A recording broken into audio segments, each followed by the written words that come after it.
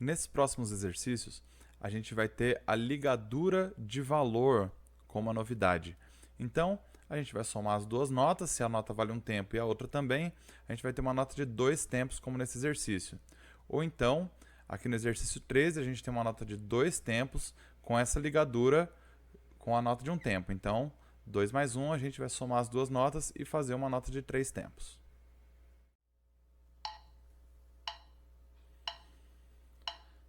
Tá, tá, tá.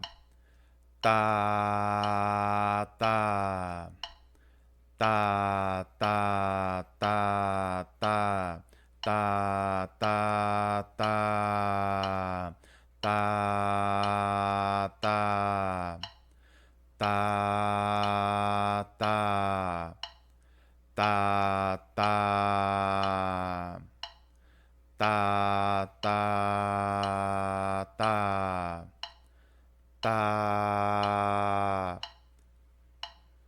tá, tá.